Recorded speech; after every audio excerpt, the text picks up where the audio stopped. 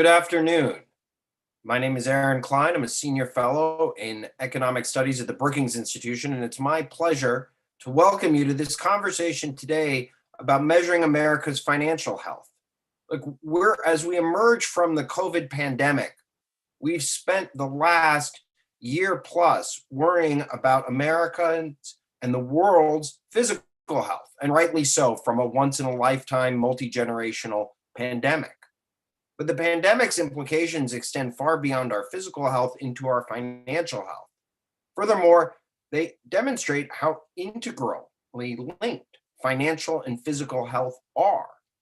As we return to a time of some normalcy and returning from the COVID pandemic, as we emerge from our shells, our financial health was not great going into this pandemic.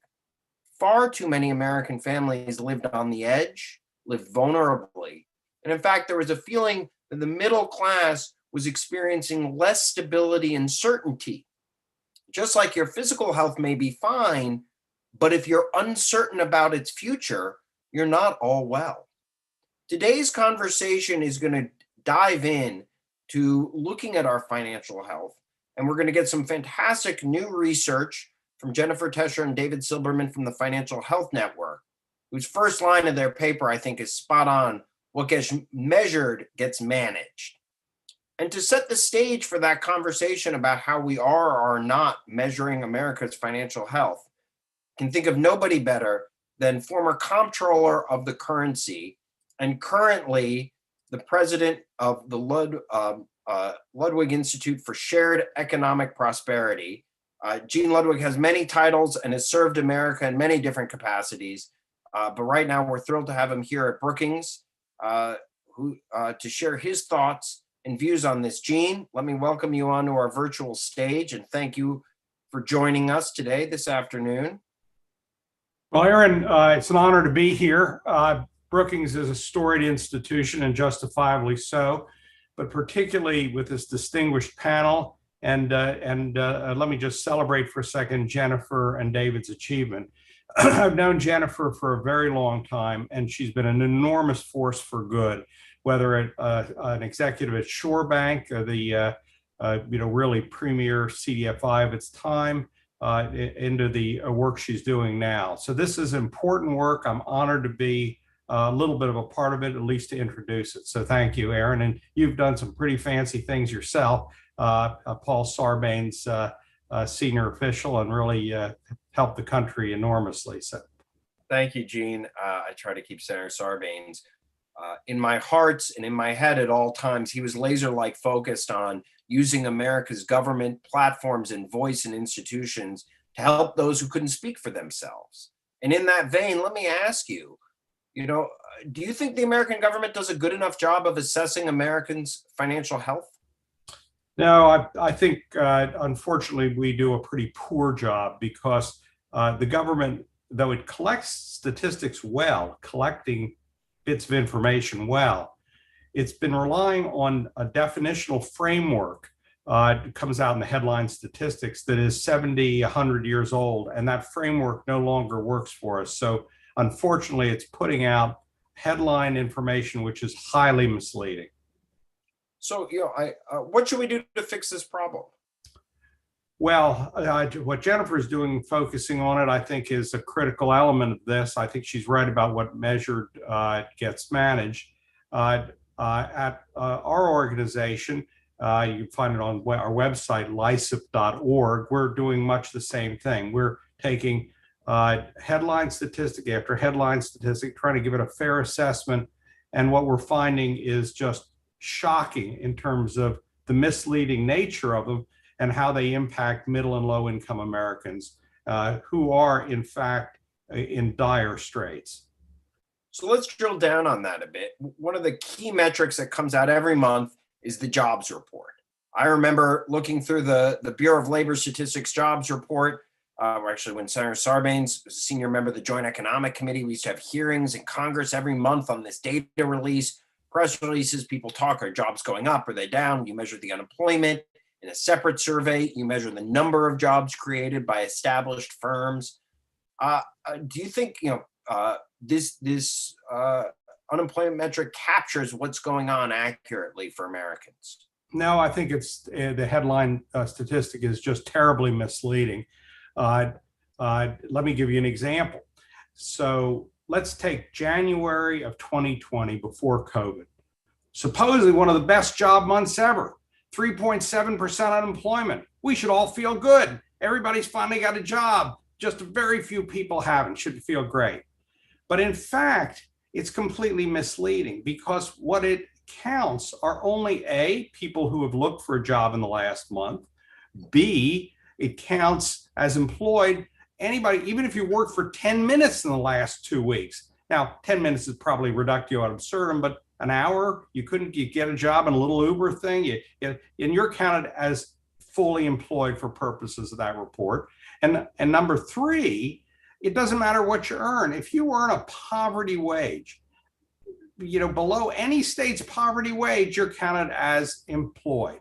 That's not what most people think. Now, if you take that same number, 3.7% that they're reporting as unemployment, and you actually filter it with the same BLS numbers for, do you have a full-time job? If not, we count you as functionally unemployed. Are you earning above a poverty wage, which we set at $20,000 a year, full-time or part-time, $20,000, which is below every state's poverty level. So if you can't earn more than that, you can't put food on the table, you can't have housing in most cases, et cetera. If you do that, you find that in January of 2020, supposedly our best month, in fact, 23.5% of all Americans who were looking for a job were functionally unemployed. And if you look at Black Americans, it's 28.5. So essentially a third of Black Americans in the best month are functionally unemployed, and 25%, again, directionally of all Americans are functionally unemployed in the best month. Terrible numbers. And we can see it when we walk down the street. We can see it in the tent cities that have grown up in our cities. So anyway, it's terribly misleading, and it misleads our policymakers something terrific and the American people. No, Gene, I think you're spot on. In fact, sometimes I think just using percentages itself can be misleading. I love how you talked about ratios, 1 in 4, 1 in 5, 1 in 3, right? The Treasury Department just came out with a number about this child tax credit that they're going to be able to reach 88% of American households. You go, wow, that's pretty good. B plus, 88. And then I flip it to you and I say, 1 in 8 families in America aren't going to get their child tax credit on time because the Treasury Department doesn't know how to give them money. Right? Absolutely. Most of them have bank accounts. 1 in 8. If I told you Amazon could only reach 7 out of 8 customers with packages, you'd laugh. Right? But somehow I wouldn't be very happy either if 20% of my packages didn't arrive. Right. But somehow when you put it as a percent, lacking context, 88 feels good, right? You get that in a test. It's not an A, but it's pretty good. And then you flip it, you go 1 out of 8. How can you not? We're a year into a pandemic and emergency. Uncle Sam can't reach 1 out of 8 people with a payment. Are you kidding me? But again, same numbers on the BLS context. They talk about hours worked, and that's on hourly people, not salary people. I get the sense salary people have been working more hours thanks to technology as years go by. I remember when I first started work, when you left work, right? How many of us ever leave work? But that's not counted as working more hours, which throws off a whole series of other measures and metrics about productivity, et cetera. But let's not go down that road, and let's stay focused on families and financial health. If you look at data on family annual earnings, you may believe people are okay. You said 20,000, you make $30,000 a year. We focus a lot about what people make over the course of a year. But volatility in that earnings is tremendous month to month, week to week. And if you don't have money in your bank account, overcoming small short-term mismatches in money is incredibly costly. Gene, what do you think what's wrong with the way that earnings data is collected? Well, earnings data, wage data is similarly misleading, but for 2 reasons. First, it only counts when they say, what are the wage numbers? Full-time employment. Here, they only count full-time employment. So it tends to up the number, makes it look better. If you count that person who's part-time as well as the person full-time, you find that the real number is almost always 20% less, 20% less than being reported. But even more importantly, and you'll be finding this on our LISIP website, lysip.org. I hate to advertise, but I think you'll find it interesting. So there's a lot of data there that's really valuable. But if you filter the wage supposed increases for middle and low income Americans and what they have to buy, you find something even more shocking. While CPI looks, that is the inflation number, the headline number, if it looks like it's only going up 1.3, 1.5, 1.7, whatever it is, over the last 10 years, you'd say, well, hey, the wage data is CPI adjusted, so what's the beef? The beef is that if you look at what middle and low income Americans spend their money on and have to survive, food, housing, healthcare, even education. You look at that bundle of things, you find that it's gone up much more rapidly than the normal CPI, and that's what affects them. So we'll be coming out with this CPI data in detail over the next several months. And again, it makes middle and low income Americans' lives miserably worse than is being reported and people anticipate. What I like to tell people is look with your eyes. And if you go into small towns and cities, even big cities like Baltimore and parts of Baltimore, most of Baltimore, you go to Toledo, Akron, my former wonderful home of York, Pennsylvania. You go in front of the Fed with tent cities and decrepit buildings and things deteriorating. The real, true headline numbers, that is the ones we've been trying to encourage and that Jennifer and David and you, Aaron, are talking about today, paint the real picture of the sad declining situation for middle and low income America. No, I couldn't agree more. This idea of core CPI, excluding energy and food, was invented by Nixon. It's a Nixonian concept as part of the Whip Inflation Now, or WIN campaign, designed to lower the appearance of inflation.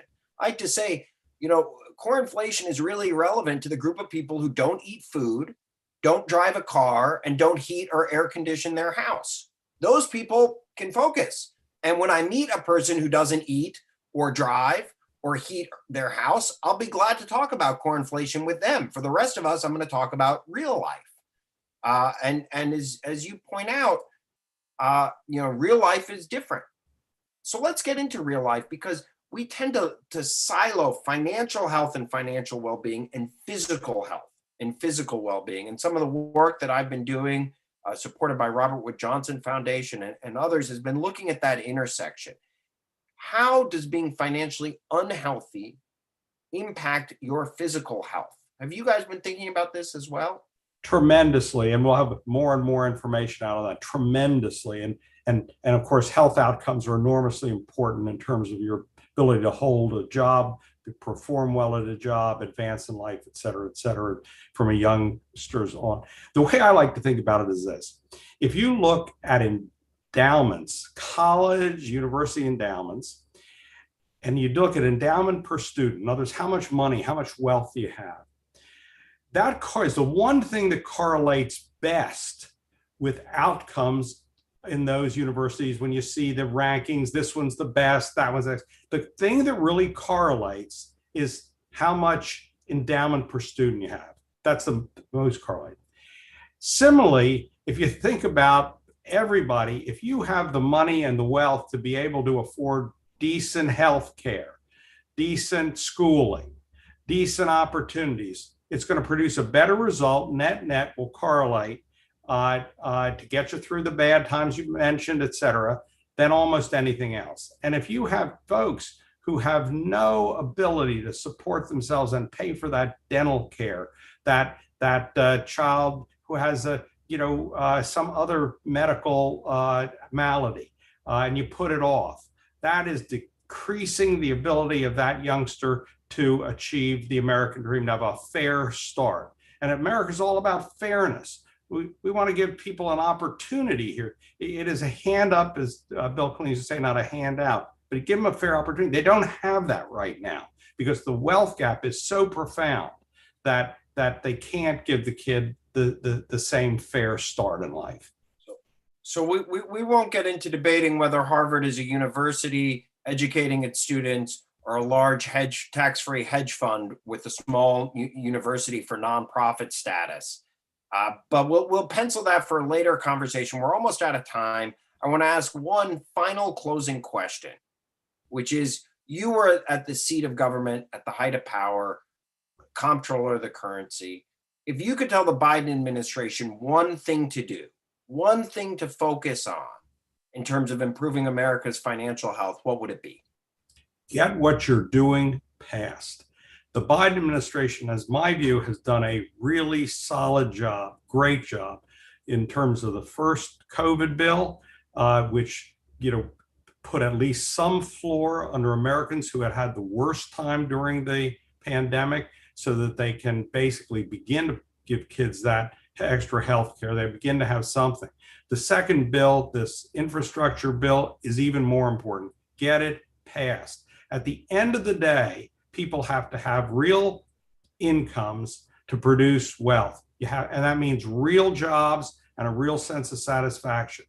Infrastructure does two things. Number one, construction jobs and all these other jobs it'll produce are good paying jobs. You now can start to build wealth. You can send people to the hospital or whatever it is. But secondly, it's an investment in the well-being of America. And this is often misunderstood. They say, oh, the deficit, the this, the that, it's over. No. If you're building a business, and I've built businesses, you've got to invest in those businesses or you get nowhere. And this is investing in America. And we've had a tradition of this. Back in the Eisenhower administration, largest debt to GDP, almost the history of the United States, right after World War II. And what did they do? The Highway Trust Fund, invest in the building of highways for America, because that investment produces great good and great opportunity in the future. So if you say to the Biden administration, you got what to do, number one, get the infrastructure bill passed and start to produce good jobs for America. Then you can go on. There are other things one can do in the future, but that's the number one thing to do right now. Great. Thank you very much, Gene. It's been a pleasure hearing from you. And with that, I'm going to call up Jennifer Tescher and David Silberman. Jen is the president and CEO and founder of the Financial Health Network, where David serves as a senior advisor after an illustrious career in government, including at the Consumer Financial Protection Bureau. They're going to present their new paper and research findings. Afterwards, Benjamin Applebaum, the lead business and finance editorial writer for the New York Times, is going to join and interview them and then take it away with this all-star panel to react. So with that, I turn it over to Jen and David to walk us through their fantastic new research. Great. Good afternoon, everybody. Thank you so much to Brookings for hosting this event. I can't thank you enough, Aaron Klein, for being a partner in crime on this and many other topics. And again, thank you so much to Gene. We have known each other a long time, and I just have always admired your work. And our work has a lot in common right now. And of course, I want to just react to all of the things you were talking about, but I have a job to do.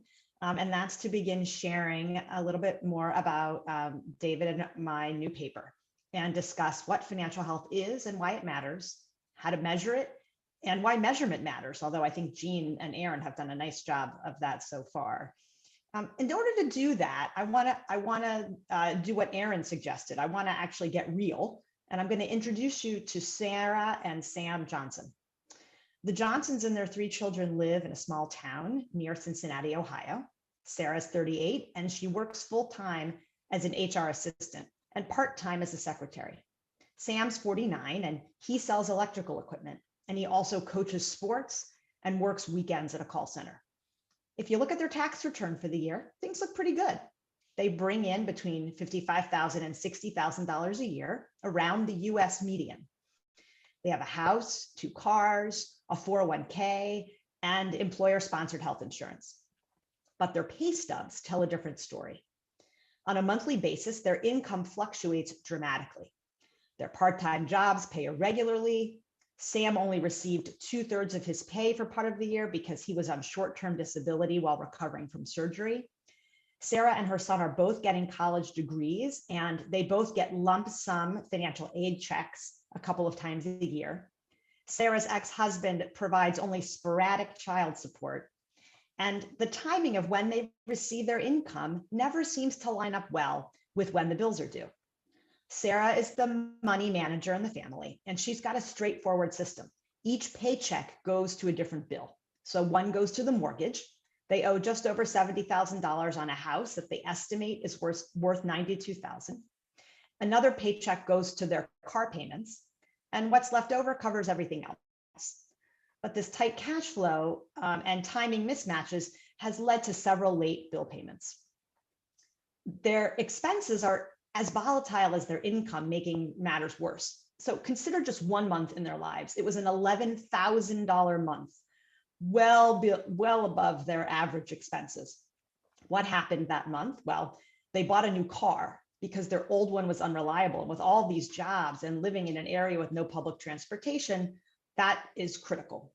But then, as luck would have it, later that month, the roof started leaking and it damaged rugs and furniture. And that in turn aggravated their daughter's asthma.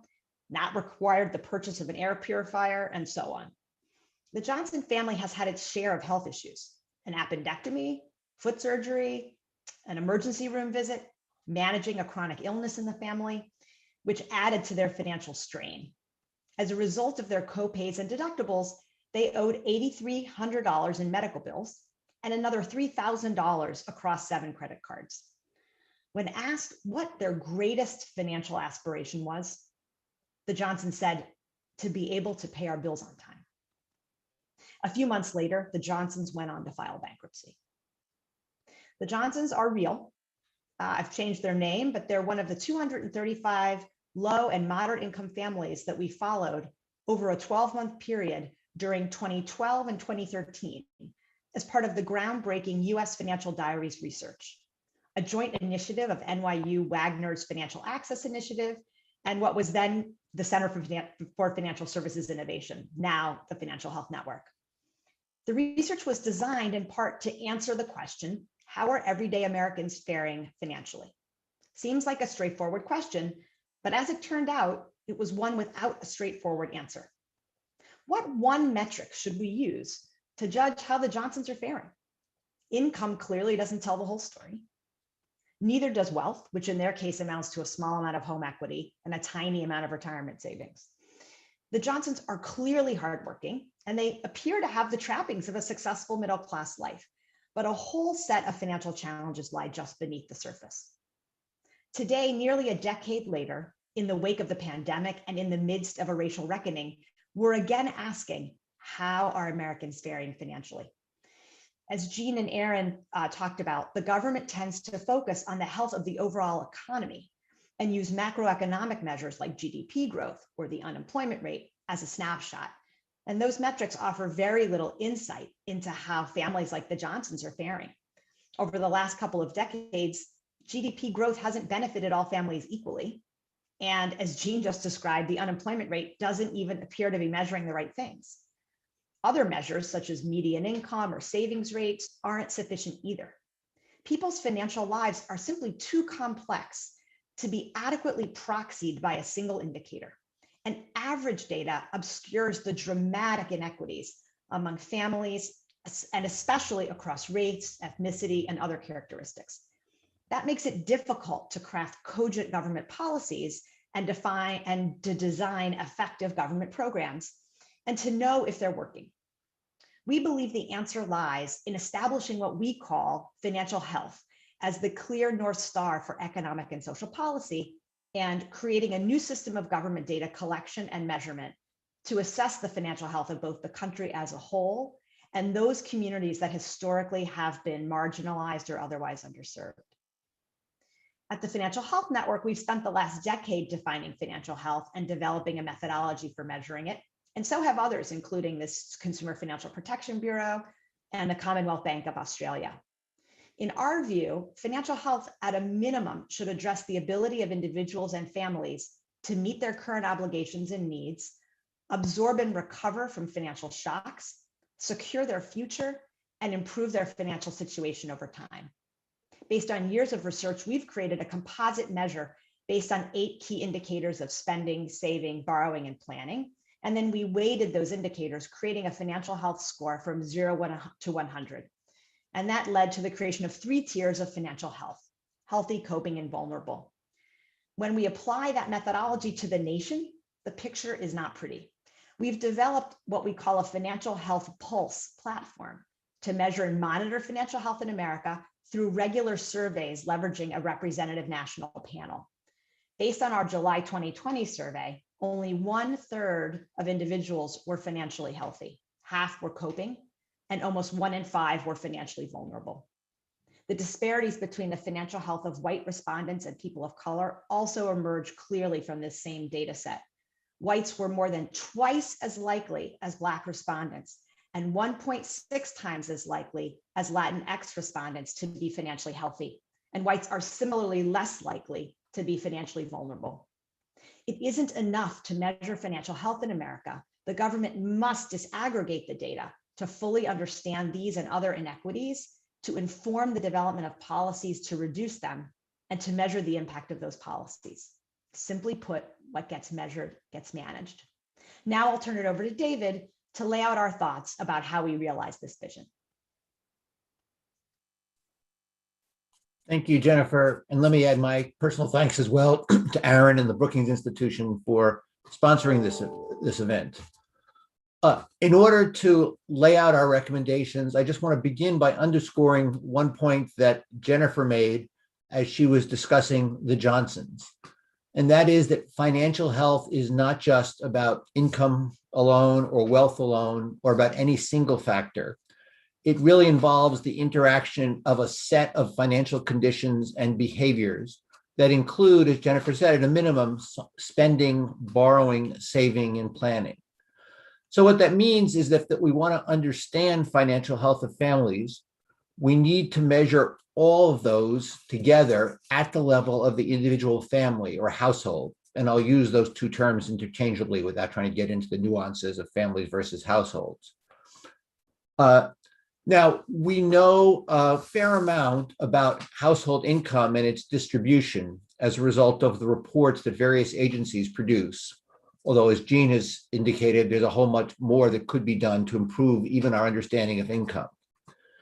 But we know a lot less about other aspects of families' financial lives. The Survey of Household and Economic Decision-Making, the SHED that the Federal Reserve Board does each year, and which incidentally was released just yesterday, certainly provides some insights into spending and saving and borrowing, and data about families' subjective sense of financial well-being. And then once every 3 years, the Fed releases the Survey of Consumer Finances, which provides a much more granular and more robust set of data, albeit on a more limited sample size. But while the SHED and the Survey of Consumer Finance produce a myriad of data points, they wind up giving us a very blurry picture of the state of financial health. It's difficult to discern from all these different data points what the share of American families are struggling, what share are treading water, who's prospering. And it's even harder from these data to evaluate gaps in financial health between among racial and ethnic minorities and other disadvantaged groups. So what that means, we think, is that while there are gaps in the type of data that's being collected and the frequency and scale with which it's being collected, what's missing most of all is a method of making sense of the data, of pulling data points together at the level of family to be able to make sense out of what's happening to families. So that means creating family level financial health composite pictures, and then using those pictures to build pictures of the financial health of the United States as a whole and of discrete populations within the United States. To do that, what we are recommending is the creation of a single authoritative composite index that can be used to assign a financial health score to individual families, and along with a method of contextualizing the scores. So we're not simply saying that there's so many families who are 50s and so many who are 30s, but we can put those into tiers or brackets and talk about financial health in a way that makes sense for policymakers and the public. What that means is defining a set of key indicators and assigning weights to those indicators, developing a data collection reporting system so that that data can be collected and scores can be assigned to the families, and then putting those scores into groupings so that we can report on the share of families who fall into different financial health tiers. The analogy I'd offer for those of us who've had the privilege of participating in the birth of a child is the APGAR score that's given as soon as a child's born, which is a score from a scale of 1 to 10, pulling together 5 indicators of physical health with weights to each and broken into 3 tiers so you know from a single number how well your baby is doing. We need that kind of metric and way of measuring for financial health as well. And if we had something like that in place, then discussions instead of, or in addition to talking about changes in the GDP, we could be talking about changes in financial health, in a financial health score. And in addition to talking about how many families fall below the poverty line, for example, we could also be talking about how many families are falling below the financial health line and how that's different for Blacks and Latinx or other disadvantaged communities. More generally, we think that a system like this, what we're describing here, can be used to set economic goals for the nation, to measure our progress, to make mid-course corrections. And in the longer term, we see this kind of scale and index as a value, a way of rethinking how government targets assistance so that we're not simply using income as a measure of who needs assistance, and as a scale that private sector actors could use to measure the financial health of their customers, their patients, their students, and build programs to help them. Now, how does this get done? Well, what we recommended is that the Biden administration make this a national priority, assign a high-level official within the White House, within the administration, to lead this effort, who will then in turn bring together the experts from across the government and from outside the government as well to do the hard work of building the indicators, building the weights, validating the scale, and designing the data collection system. That'll take some time, and in our paper, we outline some interim steps that can be taken in the meantime.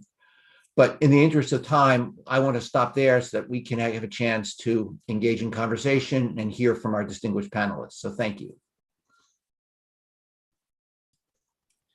Great. Well, thank you very much for that presentation. This is really interesting and provocative stuff. The need for better data is clear. Its importance in policymaking really comes through. So thank you. I want to start by asking, though, about the measurement of spending, because I think for many people, there's a sense that, income is less under the control of an individual, at least in the short term, than spending. And when we speak about the financial health of someone who is spending more than their income, there's an immediate impulse to say, okay, they should spend less. So how should we think about a measurement of how much a person is spending and the utility of that kind of measurement? Well, the way we address it currently in our methodology is to take the judgment out of it and to simply understand how much of a gap there is between income and spending. Because as the Johnson story tells us, we can't possibly know or make those kind of value judgments. There's a lot of additional information I didn't share about the Johnsons. There are some elements of their situation that absolutely seem unfair and out of their control from an expense perspective. There are other decisions that they made over the course of that 12 months that, one might say, well, maybe they shouldn't have gone out to eat for their kid's birthday, or maybe they shouldn't have bought those extra clothes. But I don't think the government wants to be in a position of having to make a judgment about what expenses are okay and what aren't. And I do think that what we've also been hearing so far on this in this conversation is that we're under valuing the expenses that will yield the greatest benefit, right? College tuition through the roof, healthcare costs through the roof. And those increasingly are not options. Those are must-haves. So I think we would do better to focus on those kinds of expenses and less on, did someone buy a pack of cigarettes, as an example. But let me press this point with respect to something you mentioned in your paper, which is the idea that a metric like this might allow the government to target housing aid more effectively. There are clearly people who have chosen to overhouse themselves. If you're using a metric like this, aren't you helping people who have essentially gamed the system?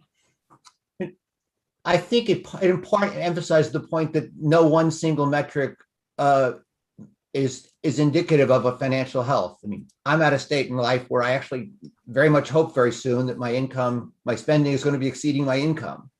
And that won't indicate at all anything that I'm in poor financial health. It'll indicate that, I have assets and I'm planning to spend down those assets. During the pandemic, we saw people drastically reduce their consumption. And it may be that their consumption was below their income if you take into account transfer payments, but that doesn't necessarily mean they were financially healthy. So I think it's sure, if you focus on any one indicator, you could wind up with a sort of misleading sense of financial health. And that's why the composite seems so important to us. I want to ask you about, you spoke about the importance of measuring the financial health of communities. You talked about, minority communities. There's another kind of community, which is just a geographical community. Gene mentioned that he's from York. It happens that my mother grew up there too. Neither of them lives anymore in York. And while I don't want to blame the two of them, York is essentially a concentration of people who aren't doing well. And as a consequence, they're not doing well. So how do you think about the geographic component of this? David, you want to take that? Sure. I think that we do indicate and talk in the paper that this is a metric that can be used to measure how people in rural areas are doing, or cities, how the disabled as a community. And this is not intended to suggest there's only one set of communities, that we want to be able to have the capability to measure this in geographic terms, in racial and ethnic terms, in terms of other things that are important to people's lives. And, we put out a paper, I think last year, in which, a very short paper, we took our pulse data on financial health, and we leveraged some additional data to really look at neighborhood effects, because most of our research to date has been at the people or the family level, and we wanted to understand the intersection between people and place. And not surprisingly, there's a significant connection between the two.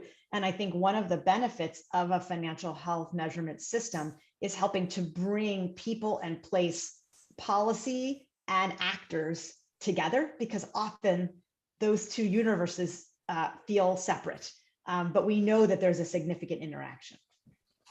So during the Great Depression, we got GDP, we got unemployment. During the 60s, we got a standardized measure of poverty. It's terrible, but it endures. And this seems to be the metric that would logically grow out of the current economic challenges that we're confronting. But it strikes me that you guys have a big marketing challenge. We're all drowning in data. Sometimes the simple stuff sticks because it's simple. The stock market isn't the economy, inflation isn't gas prices, but people think about them that way because they're salient and easy. So how do you sell this, basically? How do you convince policymakers to make use of this? David gets on his soapbox frequently about this point. In the Federal Reserve's SHED survey that he mentioned earlier, there's a statistic that even I will probably misquote, and David will correct me, about the ability of someone to come up with $400 in order to manage an emergency. And that has become the statistic to end all statistics. There was even a famous Atlantic piece, I think it was in the Atlantic, where the journalist in question essentially said, hey, I'm one of those people who couldn't come up with the $400. I actually think that people are yearning for simplicity. And the benefit of an index, if you will, a composite figure, is it allows people to just focus on the one thing as opposed to the 10 things. I agree with you. At the moment, there is a bias, a proper bias to action, right? Because we know things aren't going well out there. Let's do something about it. Let's do something about it. The fact is, while there is, I think, a need to take some swift action, like we have so far as it relates to the CARE Act and the rest, shooting first and aiming later, you can only do that so much. And I think if we want to make sure that the very large investments that we're talking about making as a nation are actually going to solve the problems we want them to solve, we would be wise to move sooner rather than later to make sure we can actually understand whether the policies are having the intended effect. And we've got a panel of experts waiting to weigh in. But before we move over, let me just ask you finally about sort of absolute versus relative standards. Over time, is the goal that everyone moves up into that top bracket of people who are doing well, or is it sort of a relative to your peers measurement?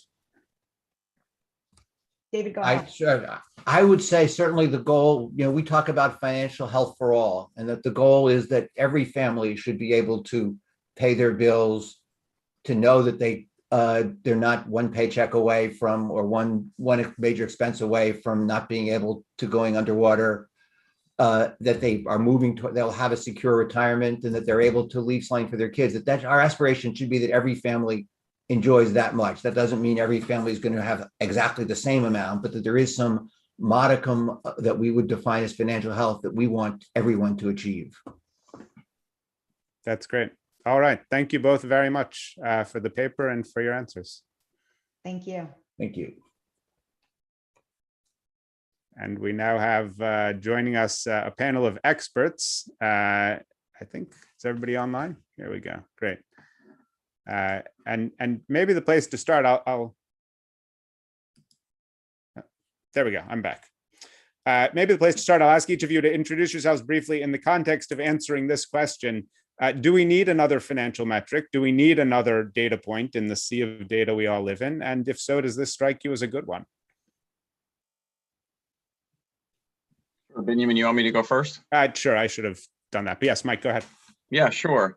No, I mean, I think they put together a provocative paper, and as they point out that a lot of the current surveys aren't doing everything that they need them to do in order to build a measure of financial health. And one of, as I was reading through the paper, one of the things I wanted more of, to your point, Benjamin, is we already have a bunch of data that's out there, and the authors make the point that none of them individually give us the clear picture, where they say a blurry picture of what we have there. And I wanted to get more information from them in terms of what specifically more information do we need, right? So they mentioned the triennial survey that the Fed does, and it says, well, the infrequency of it doesn't make it particularly useful. And I thought, well, all right, well, what if we made that annual? Would that be better? Would that be good enough? And they go through and they talk about some of the other ones where it doesn't, you could supplement some of the data that they could do there. And there's also, one of the ones they didn't mention was the Michigan, University of Michigan has one, the panel study on income dynamics that's over time has added some wealth data and some other information on food security and some of the other issues that they're interested in. So one of my questions after reading the paper, to your point, Benjamin, was, well, why aren't these sufficient? If these were all to be maybe enhanced a little bit in terms of their incremental approach that they're doing, is that enough? Is that sufficient? Sarah, moving left to right on my computer screen. Sure. Thanks so much for having me.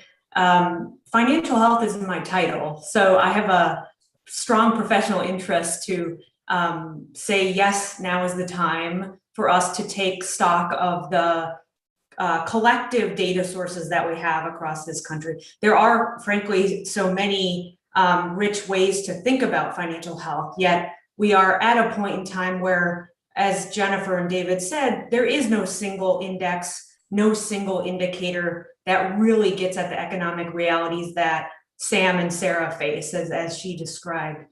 I think I would take it one step further to say, yes, we do need this. We have questions to answer about who would coordinate it, where would it be housed. This is a lot of resources we're asking for. But I would go so far to say we need a complementary national financial health strategy to really operationalize this, empower it, so that both the private sector and government are really living up to the shared responsibility to society to act on this data. Carol? I had to unmute myself. I agree with Sarah. I think this is timely, and what it adds is sort of the whole is greater than the sum of the parts. So I've worked with a lot of the surveys that have been mentioned, but none of them put together this whole concept. I think they introduce really important concepts, some that come out of the daily diaries of how Americans live their lives, not just financially, but also emotionally and mentally, which is with a lot of uncertainty, with a lot of vulnerability. And they introduce these concepts into financial health. And the other thing they suggest that should be collected going forward, or that they suggest collecting, which is something I do a lot of, is collect metrics on people's perceptions and subjective well-being, and how they feel they're doing, how their lives are going, and in the context of their financial health. And that's important, because people often make decisions based on their perceptions, not on the reality. As you mentioned, Benjamin, people think of the stock market as the economy, and it can be booming when 20% of prime age males are out of the labor force, but yet people look at the stock market and they feel better about the economy. That may be wrong, but that perception often drives their economic choices and their economic behaviors. The only thing I would add, if they are going to go the direction of perceptions data, subjective well-being data, are two things. One is sort of a methodological point, and the other is actually, I think, a really important behavioral point. On methods, they should add some basic measures, just life satisfaction, for example, because often people's perceptions are based on whether they're more optimistic naturally or happier naturally than not. So more optimistic people will say their financial health is better than less optimistic people. And that may not be objectively true. We find, for example, that minorities are often much more optimistic than whites, certainly at the low income levels, and that will affect how they say they're doing, right? So I think you want to be able to, if you're using perceptions, you want to be controlling for biases so you get the right information. And secondly, I would, and that optimism also reflects coping skills and resilience, which are important to financial health as well. And then the other thing is, I would add two questions about behavioral response influencers. One would be an impatience question, classic discount rate question. If you had $100 today, or you were to get $300 next month, which would you choose?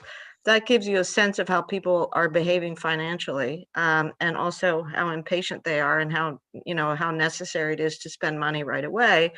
And you get back into that picture that Jennifer painted about Sam and Sarah, right? That they had to spend money. Some of that wasn't choice, but in other cases it is choice. It's a behavioral choice question.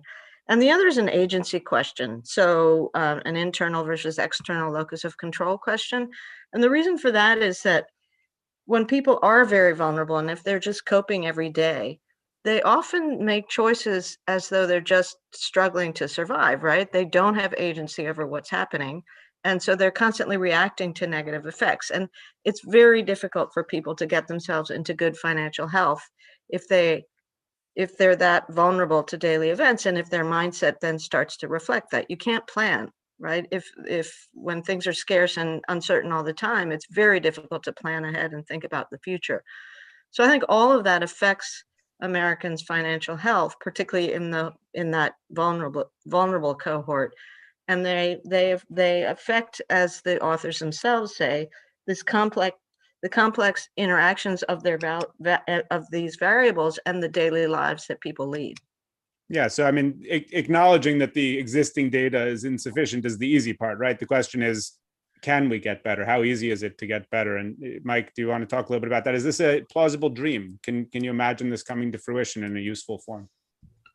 Yeah, so collecting better data is obviously, very important and would be very useful in, in a number of different contexts, right? So, as a former academic financial economist, right, getting better data, there's all this individual data items It's going to produce more, better, more impactful research. As a former regulator, better data on financial health would enable more and better, impactful regulatory policies. Right. I had the great fortune of testifying in front of both the Senate Banking Committee and House Financial Services Committee on the state of retail or individual investing, and it would have been great to have more granular data there, to have more better conversations about how average Americans are getting access to the stock market, either directly through brokerage accounts or indirectly through funds and retirement savings accounts.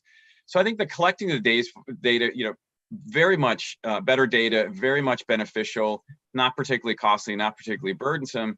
I will say, however, that I am skeptical that we can boil it down to one sort of single authoritative measure, right? So as the authors point out, and Carol just talked about, right, it's gonna entail both objective and subjective measures, right? So the subjective measures are going to be very difficult, right? You think of people have tried to construct all kinds of different subjective indexes. So, for example, researchers have been looking at a happiness index. How happy are we? And try to measure that and look at effects on various things. Those are virtually impossible, even on the objective pieces, right? Gene and Aaron talked about, how difficult it is to sort of disentangle what GDP numbers are telling us, or the jobs numbers, or even inflation, right? We have multiple measures of inflation that's out there. So, a financial health measure, trying to boil that down into one authoritative, comprehensive index, I think is virtually impossible to do. Now, however, again, it doesn't mean we shouldn't try, and it doesn't mean we shouldn't collect better data. And for the reasons I talked about, and for the reasons that the authors put in the paper, better data, the collection of all those data items, can then form the basis of a nice portfolio of pieces of information that different researchers and different regulators can use to fit their custom needs. So any of you, where are we most blind when you think about what we don't know? What is that hole? What is the stuff that knowing would be most beneficial? Can I just jump in on that question, but also the indicator point? I agree with you, Mike, that the one indicator thing usually is not that useful, except for people to look at it and then look at the components and understand it better. Like I work on subjective well-being data, and I think, the happiness indices are basically a lot of noise on noise, or when they're averaged up, they're telling you stuff you already knew. But if you look in more detail at the different things, we find out, for example, that people who have higher levels of life satisfaction and are more optimistic live longer, they're more productive, all kinds of things. And people who are in despair, like many of the 20% of prime age workers out of the labor force, start to not react to incentives, right? And so people you can't assume that people will respond to a moving to opportunity program if they're in such desperate straits that they just have no narrative anymore. So in the financial health arena, what's missing, I think many of you on the panel know more about the different components in terms of finances than I do, but I think having a better handle on people's sense of vulnerability, people's sense of agency, can they control their finances? Can they control their lives? How will they respond to incentives? I think are things that are really important when you're going to start to invest money in different kinds of policies. For example, jobs, programs to create opportunity for people to move to jobs. If they won't move, which is some of the evidence I have on people in despair, you're throwing money at the wind. So I think the fact that they suggest that these kind of how people are experiencing their daily lives and how they feel about vulnerability and are they coping and can they make it are all relevant to how people will respond to policies. So I just think that's an important addition that really is worth it. But I guess I'm struggling to imagine, just to take the moving to opportunity example, what differentiates a family that's willing to take advantage of that program and one that's not? Maybe the fact that they know someone who's done it, maybe that a church is willing to engage them and provide support for them as they make that move. These are things I just struggle to imagine integrating into any type of systematic measurement or averaging at any higher level. Well, you all mentioned a place, right? And there are bad places and good places, and they sort of create vicious and virtuous circles, right? And that where people live and who's living around them can make a huge difference to their ability to cope and get ahead. I agree, an index won't capture that, but at the same time, not having that information can also be equally misguided. You know, if you invest in places where people aren't going to react, or without some other kind of incentive to change things, you know, you're only you're just investing in a vicious circle that won't change without, you know, other kinds of interventions, not just standard, you know, financial incentives things. So Sarah, I'm curious, you guys are in Yeah. the business of knowing what your customers are like financially. What do you not know about them? What's the hole in your understanding of people's financial lives? Yeah, so I was eager to get in on this question. I agree with Carol that there is a gap. We do have more subjective financial control measures out there. I think the CFPB's Financial Wellbeing Index being one great source of that, but they're not often triangulated with some other quantitative hard data that, as you point out, Benjamin, it's that the private sector tends to react to those hard and fast salient numbers. So for us as a bank, I spend most of my days trying to think about, okay, what is the useful data that we know at the community level, at the city level, nationally? I think there's been a driving force, of course, behind, especially when we're talking about the racial wealth divide, thinking through the unbanked and underbanked. I would argue that's a great start. A lot of my banker counterparts will say, okay, let's focus on access, because that is the main challenge at hand. And while I would agree, I would say, okay, let's move beyond getting people into the four walls of Chase or getting them into low-cost, no-fee banking accounts, such as some of the bank-on certified accounts out there. And let's talk about how do you effectively move someone from being banked, 97% of the country, to being financially healthy, which, as you could see in the Financial Health Network's scoring, you know, it's anywhere from 50 to 70% of this country that isn't financially healthy at any given time. So why the gap? So we tend to bring more qualitative perspectives, more consumer experiences to our colleagues in the business to really consider the unique realities that they're facing and really move from transactional to transformational outcomes. The other thing I will say is there's a misperception in the industry that financial health is a metric, or that it's a state, you know, it's something that we all can get to. I think the way we see it is it's either an accelerant to other positive societal outcomes or a barrier. So it's a barrier to home ownership if you're not financially healthy. It's a barrier to opening your own business if you lack credit or you're not credit worthy in the eyes of the financial institutions. So we see it as multivariate, which is exactly the reason it is so hard to measure and so hard to pinpoint the financial health of a household, family, or even a community. That makes a lot of sense. So I guess the question that continues to recur to me is basically, if what we're talking about here is knowing more about how people spend their money and how they feel about their financial health, tell me a story about how that actually affects government policy. If what we're talking about here is that the government would know more information about that, how is that helpful? What changes in your view if the government were able to get a better purchase on that kind of data? Any of you? So I guess that's a tough question, which is your job, as you know, talking with us.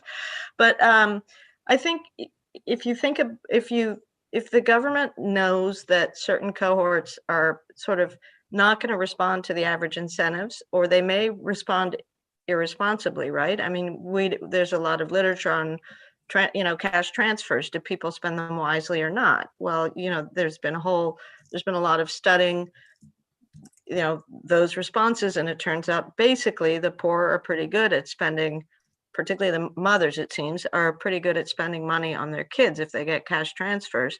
That's not the same in every case, and it may be different in different places. You know, I think knowing that before you embark on a cash transfer program has been shown to be really important, and that the way they're designed, sometimes with, you know, they're conditional on you're sending your kids to school and taking them to the doctor, whatever they may be, and they work differently in different places. And because of that, those programs are now pretty successful in a lot of places where they've been tried with different designs, right, that are location specific. So I think if you're thinking about banking or unbanked people, for example, and you find that in some contexts, whether it's because of higher levels of inequality or something else, when people with low income get more access to credit cards and banking, they spend unwisely. That's an important piece of information before you start, extending credit cards and bank accounts, versus there may be other ways to do that that encourage people to save. And there's a whole literature on nudges and everything else, which, you're obviously familiar with. So I think that's part of kind of better policy design. And in the financial arena, where, we have a history of expenditure cascades, the housing market bubble, all kinds of things. I think it's very useful to have a sense of how people respond to these things. And again, going back to that kind of agency question, if people are sort of living so on the edge that most of their life has been out of their control, it's a pretty quick, I think it's probably a not great assumption that all of a sudden, if you give them a credit card, that they're going to all of a sudden start saving wisely, because they've never been able to before. They may just spend it down, So I think it's that kind of information on the margin, or on sort of in addition to the objective information, that's important to testing things out before you just implement a policy. Yeah, and Benjamin, if I may, it also would be helpful in terms of evaluating the effects of existing policies, right? So you brought up the issue of, could this data or some sort of index be used to look at, various geographies, right? So we had in 2017, we had the Tax Cut and Jobs Act, and part of that was creating opportunity zones, which were provided tax incentives for individuals and partnerships to invest in economically depressed areas based on median income and some other sort of factors that were there. If we had a measure of the overall sort of financial health from people in there, both the objective measures in terms of their income and their spending and those sorts of things, but then also maybe more the subjective measures, which get to sort of their anxiety about what's going on in the future. And we could see, like, in these opportunity zones where investments came in, did they improve their financial health in there? And to some extent, maybe it's decreasing the volatility of future income, right? Providing jobs in those areas, or maybe not. So it's a way to evaluate effects of those things. And in the paper, the authors make some good suggestions in terms of targeting specific economic policies and using this as a way to target that. I would offer that the other benefit from this is, just like I said, evaluating effects from things. And even in regulatory rulemaking, for example, right? And my old job at the Securities and Exchange Commission, the SEC is a disclosure regulator, not a merit regulator. And so try to provide information to arm investors with the best possible information to make informed investment decisions. And yet the SEC is not very good in terms of evaluating whether or not those disclosures are effective, conveying the information that investors need. And so you can look at the effects of particular regulatory policies and say, look, did they provide investors with the information they need to be confident to make future investment decisions in the planning process that the authors point out in their paper? Sarah, did you want to crack at this one? Yeah, just to add that I think when I reflected on the paper, one of my biggest questions was, if we are in fact changing the measurement or the indicators by which social benefits eligibility criteria, or by which they are delivered, we know there's certain pitfalls or perverse incentives that are sort of baked into the system. How might a new way of thinking about it unlock better access and better outcomes, right? The idea that if you get a raise at your job, you may be losing housing support or SNAP benefits, food stamp benefits, and that actually the total value of the raise is significantly decreased because of the benefits cliff that we've created by basing it purely on assets or income. So I thought there was potential, but I thought we should tread lightly and make sure that an introduction of a new metric or a new index would not unintentionally exclude new segments of the population. So we have some questions that have come in from the audience. I'm not sure if the authors are rejoining us for this portion, but I've been asked to pose some of the questions that have come in from audience members. And one of them is about the use of a metric like financial health in the regulatory context, whether it would be reasonable to apply it as a standard to institutions as part of, say, their CRA obligations, or as you were suggesting, that the SEC might use it to judge whether companies are actually, effectively disclosing obligations or meeting their other statutory obligations. So what do you all think about that? Is something like this conceivably useful as a regulatory tool? Absolutely, right. So one of the things that financial regulators need to do, and they're all independent financial regulatory agencies, and one of the things they need to do is what's called economic analysis or cost benefit analysis. And what that does is it requires them, as they think about proposing a new regulation, they have to first start out with an economic baseline. What does the world look like as it exists today? And then to evaluate various alternative approaches and evaluate the costs and benefits, and look at sort of what effect would they want to have in the future. And so you can imagine that both the SEC and the CFPB looking at having policies that affect the wealth in terms on the investment side for the SEC, or in terms of the savings and debt and those sorts of things for the CFPB. They want to promulgate a rule. Well, if you had this data, you could see what the baseline is today, evaluate your costs and benefits, and look at and say what do you think the effects are going to be in the future. Then in the future, on the back end, do a retrospective review of those rules and look at what were the effects, both intended and unintended, that it had on the financial health of the individuals that this rule was supposed to do. And then that can inform the agency as to whether or not they should double down on that or revise the rule or something going forward. And so, evidence-based rulemaking is one of the most nonpartisan issues in this town. So the more evidence you have, the more data you have to make better rulemaking, the better off we all are. David, I see you've popped back up on our screen. Did you want to address that? Sure. I mean, I absolutely agree with Mike as to one way this could be used. I also think, if you think about, we have a system of financial regulation, consumer financial regulation, which is very process oriented, and have you sent the right notice at the right time with the right font and all that, and not so much outcome oriented. So can one envision longer term having the ability to actually have financial institutions measure the way they're affecting the financial health of the people they touch, and that becoming a core component of how regulators approach them and think about them, whether there's a new, an equivalent to a CRA rating. I think these are all sort of potential, down the road potential questions that would be, that this would open up the ability to explore in a careful way, as Sarah was saying. Another question from the audience, this one, a version of something I asked but did not ask well, which is, ought we to be more focused on poverty, vulnerability, or inequality? The focus here seems to be on vulnerability. So how do we think about that? Well, I've studied poverty and inequality and vulnerability all my life, and well before any of the subjective well-being data.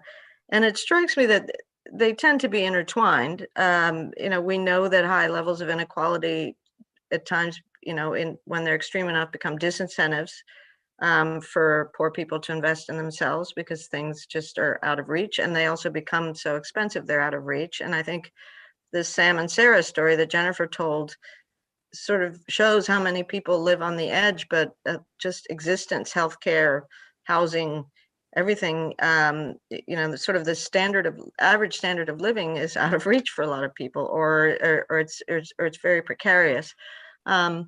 Obviously, you want to focus on poverty, and without decent finances for poor people, and delivered the right way, financial services, that's another trap.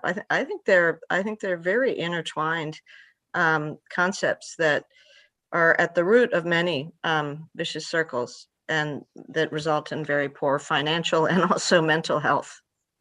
I would agree with Carol, and I would just add that this, our proposal is really meant to create a neutral set of data, right? The question that's being asked is in some ways a political question.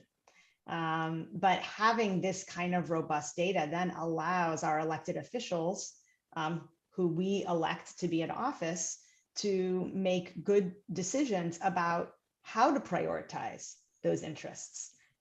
Because in a perfect world, we would address all three of those things simultaneously. And I agree with Carol that there is quite a bit of overlap. And so some of that will happen, but whether we should be focusing on the most destitute in our society and putting a floor beneath them, or whether we should be focusing on making sure that the middle class isn't slipping backwards and can continue to climb, or these are in many ways political questions that I think data like this would really help us better have a better and more nuanced public discussion about, as opposed to the, oh, it's poverty, or oh, it's this other thing, or oh, we should focus on people of color, or oh no, in the sheer numbers, more white people are challenged, right? Like we can get away from those conversations, I think, with a more holistic measure. Another question asking sort of about the why of people's financial health, asking whether there is value in differentiating among distributional outcomes, behavioral choices, rules, and the effects of institutional structures. I'll just add my 2 cents here. Lots of data can serve lots of different purposes, and we always want more. I think behavior matters a lot. The reason why we're recommending that a national system of financial health measurement be focused more on objective data than on subjective data is because A, it will be easier to gather and collect given current methods. But B, I actually think the behavioral data becomes more important when we're measuring, when we're designing and measuring actual programs, policies, action steps. That's when we want to make sure that, oh, we're designing this the right way to get the right kind of take up, as an example. Whereas the objective data is just telling us the state of play in someone's life. So I think you need both, but I think you need them at different points in the policymaking process. Can I just jump in on that? I love your paper and everything in it, but I really disagree, because I think the subjective data, there's now a whole measurement science that's very robust, very easy. You could add 3 questions that take 30 seconds each to answer, and you'd have a baseline. Because another way to evaluate outcomes, of course, is, does hope increase, or does life satisfaction increase when people are more financially healthy? And then I certainly agree with you about the kind of the behavioral choice questions matter most to policy design. But again, having a baseline of a couple of these questions included in your survey, as long as they're placed in the right order, it's not very expensive. It's pretty easy stuff, and it's being done all over the world. I agree with you, Carol, completely. I think that data is really interesting. And listen, we already are suggesting something pretty big, hairy, and audacious. I could have been even more big, hairy, and audacious by saying our national goal should be like New Zealand. It should be happiness as opposed to GDP growth. That would be the next Brookings conversation that we should have, right? That's a really interesting discussion. So speaking of New Zealand, which obviously led the way in narrowing the focus of government economic policy and now is leading the way in broadening it, I want to just touch on monetary policy. There's a question from the audience asking whether this should be a metric that the Fed uses in setting monetary policy, or is this just for fiscal policymakers? Nobody wants to touch that one? Well, I mean, the Fed already conducts these surveys, and they find them useful, not just for monetary policy, but for their bank regulatory oversight as well, making sure that people have equitable access to financial institutions, right? I mean, it can help uncover very important things. At the Milken Institute, we do a lot of research in the importance of the role that minority deposit institutions and community development financing institutions do in certain communities. And so getting better measures of more of these subjective measures of these things can get the sense of, how much do people value those things, having those types of institutions within their community. So I think it could be very helpful, again, on the regulatory side, not necessarily just for fiscal or monetary policy in those respects. All right. We are coming to the end of our time, so I'm going to thank you all and turn it back over to Aaron to take us out. Great. I want to thank everybody here. It wouldn't be an event at the Brookings Center on Regulation and Markets if I didn't get in the words real-time payments. Binyam, had the Federal Reserve prioritized their payment system as opposed to just focusing on monetary policy or research, Americans' financial well-being would be exponentially better off, particularly in this crisis. I feel like you're Zoom bombing your own conference right now. But I'm going to thank everybody for this fantastic conversation.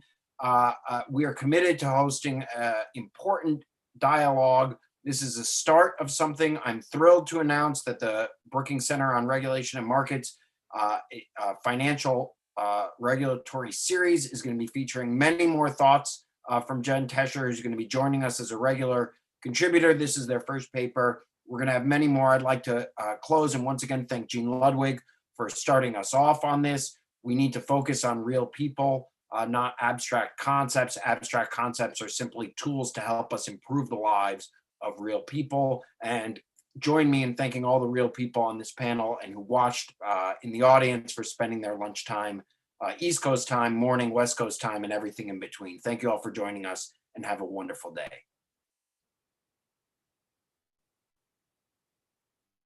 Thanks for hosting, Aaron.